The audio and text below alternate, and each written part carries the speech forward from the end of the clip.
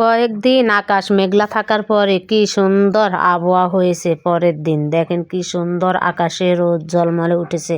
অতটাও গরম না, অতটাও ঠান্ডা না, খুবই সুন্দর একটা আবহাওয়া। যা হোক, রান্না বান্না করতে সকালবেলা রান্নাঘরে চলে আসলাম। মুসুরির ডাল বাইর করে নিয়ে ভিজিয়ে রেখেছি রান্না করার জন্য। আর এখান দিয়ে বাড়ির পাশের একজন আমাদেরকে কলমি শাক দিয়েছে ভর্তা করার জন্য। যা হোক, আমি কলমি শাকগুলাকে ধুয়ে পরিষ্কার করে এখন কুচি কুচি করে কেটে নিচ্ছি। ভর্তা করে অর্ধেকটা ওদেরকে দিব আর অর্ধেক আমি রাখবো। আসলে কলমি শাকের ভর্তা আমি আরো একবার কিন্তু কি আপনাদের সাথে শেয়ার করেছি, তো আজকেও করব ভাবছি। অনেক দিন হয়ে গেছে, তো অনেকের মনে আছে কি নাই, আর অনেকে আমার নতুন ফলোয়ার, এই জন্য আবার কলমি শাকের ভর্তার রেসিপিটা আজকে আবার আপনাদের সাথে শেয়ার করব। তার আগে দিয়ে আমার ছোট ছেলেকে একটা ডিম ভেজে দিচ্ছি, কারণ ও ডিম দিয়ে রুটি খাবে।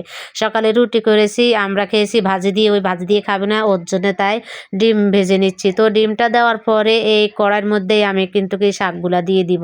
আসলে যেহেতু শাকের ভর্তা করব, তাই সরিষার তেলটাই ব্যবহার করলাম। তাই ওই তেলের মধ্যে একটা ডিম ভেজে নিচ্ছি। তো আমার ডিম ভেজে নেওয়া হয়ে গেছে, এর মধ্যে এখন শাকটা দিয়ে দিব। শাকটার মধ্যে কিন্তু আমি এক ফোঁটা পানিও দিব না। শাকটা ভাজতে ভাজতে যেটুকু পানি বের হবে, ওই পানি দিয়ে কিন্তু কি শাকটা সুন্দর মতন সিদ্ধ হয়ে গেছে। তো আমার শাকটা দেওয়া হয়ে গেছে, একটু লবণ দিয়ে দিচ্ছি পরিমাণ মতন। লবণটা দিয়ে একটু নাড়াচাড়া করে ঢাকনা দিয়ে দিব। ঢাকনা দেওয়ার পরে দেখেন একদম পানিটা সুন্দর মতন শুকিয়ে যাবে। শাক থেকে কিন্তু কি এখন দেখতে পাচ্ছেন আস্তে আস্তে পানি বের হচ্ছে। এই পানি বের হয়ে যাওয়ার পরে শুকানো পর্যন্ত অপেক্ষা করতেছি।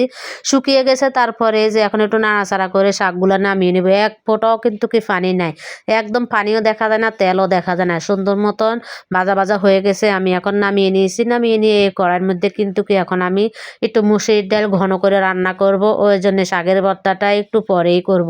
তো আগে ডালটা চাপিয়ে দিব। এর মধ্যে আমি শুকনা মরিচ মানে জিরা, আস্ত জিরা দিয়ে দিয়েছি, কাঁচামরিচ দিয়ে দিয়েছি, রসুন দিয়েছি, পেঁয়াজ দিয়েছি, দিয়ে এখন একটু নাড়াচাড়া করে নিলাম। নিয়ে এখন এর মধ্যে একটু আদা রসুন জিরা বাটা দিয়ে দিচ্ছি, দিয়ে একটু ভালো করে নাড়াচাড়া করে নিচ্ছি। নিয়ে এখন এর মধ্যে আমি একটু হলুদের গুঁড়া দিয়ে দিব। আজকে কিন্তু কি গুঁড়া মরিচ দিব না। আসলে গুঁড়া মরিচ দিলে কিন্তু কি মুসুরির ডালের কালারটা অনেক সুন্দর আসে, তবে আজকে আমি গুঁড়া মরিচ ব্যবহার করে নেই। এই জন্য মুসুরির ডালের কালারটা কিন্তু অন্যরকম আসছে, একটু সাদা সাদা আসছে। যা হোক, স্বাদ মতন লবণ দিয়ে দিয়েছি। দিয়ে আমি এর মধ্যে পানি দিয়ে চলে আসলাম ভর্তা করার জন্য। আসলে দুপুর হয়ে গেছে, যারা এই শাকটা আমাকে দিয়েছে ওরা তো ভাত খাবে, এই জন্য আমি তাড়াহুড়া করে ভর্তা করার জন্য চলে আসলাম টেবিলে। এখন আমি এর মধ্যে পেঁয়াজ নিয়ে নিয়েছি আর শুকনা মরিচের গুঁড়া নিয়ে নিয়েছি, মানে শুকনা মরিচ বলতে চিলি ফ্লেক্স। নিয়ে এখন ভালো করে একটু হাত দিয়ে মেখে নিচ্ছি। মেখে একটু সরিষার তেল দিয়ে দিচ্ছি। সরিষার তেলে তো ভর্তার স্বাদ বাড়ায়, সরিষার তেল না দিলে কি হয়। তো সরিষার তেলটা দিয়ে আমি শাকটাকে একটু ভালো করে মেখে নিচ্ছি। এই যে আমার মেখে না হয়ে গেছে, দেখছি একটু লবণ লাগবে, তো লবণটা দিয়েছি, কিন্তু কি লবণটা একটু বেশি হয়ে গেছে। বাদ দিয়ে খাওয়ার সময় বোঝা যায় না, কিন্তু কি খালি যখন দেখলাম তখন আমার কাছে লবণটা একটু বেশি মনে হয়েছিল। যা হোক, বাদ দিয়ে খাওয়ার সময় তো আর বোঝা যায় নাই। তো এখান থেকে চলে আসলাম রান্নাঘরে, এসে দেখতে পাচ্ছি আমার ডালও কিন্তু হয়ে গেছে। আবার একটু লেবু দিয়ে দিচ্ছি, লেবুটা দিয়ে একটু নাড়াচাড়া করে নামিয়ে নিব।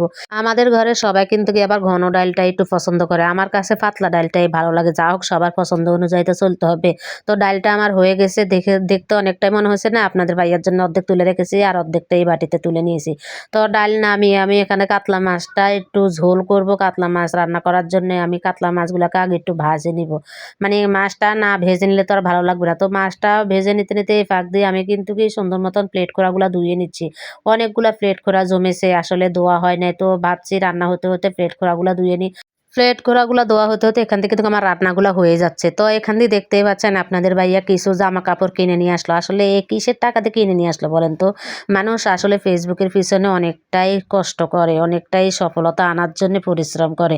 আমরাও করে থাকি, কিন্তু আমরা এখনও পাইনি। কিন্তু আপনার ভাইয়া এত কষ্ট, এত পরিশ্রমের পর যা হোক কিছু টাকা পেয়েছে ফেসবুক থেকে, ওই টাকা দিয়ে আমাদের জন্য কিছু কাপড় চোপড় কিনে নিয়ে আসলো। তো এত কষ্টের ফল যে মিটলো, বেশি টাকা না হোক অল্প কিছু হলেও তাও একটু শান্তি। ও অনেকটাই খুশি হয়েছে যেটুকু টাকা পেয়েছে, সব তো আর বলা যায় না। তো যা হোক, এখান থেকে কিন্তু আমি কাপড় চোপড়গুলা দেখে একটু ভিডিও করে নিয়ে আসলাম আপনাদের সাথে শেয়ার করার জন্যে। আর এখান থেকে কিন্তু আমার কাতলা মাছের ঝোলও কিন্তু হয়ে যাচ্ছে। আমি এসে কাতলা মাছের মধ্যে পানি টানি দিয়ে একটু পেস্ট দিয়ে নাড়াচাড়া করে নামিয়ে নিলাম। আসলে আজকে কাতলা মাছের ঝোলটা কিন্তু তেমন একটা স্বাদ হয় না। কিসের জন্য স্বাদ হয় না, সেদিন নারিকেল দিয়ে রান্না করার পরে যে একটা স্বাদ পেয়েছি, সেই স্বাদটা মুখে লেগে গেছে। তো ভিডিওটা আজকে এই পর্যন্তই। সবাই ভালো থাকুন, সুস্থ থাকুন, আল্লাহ হাফেজ।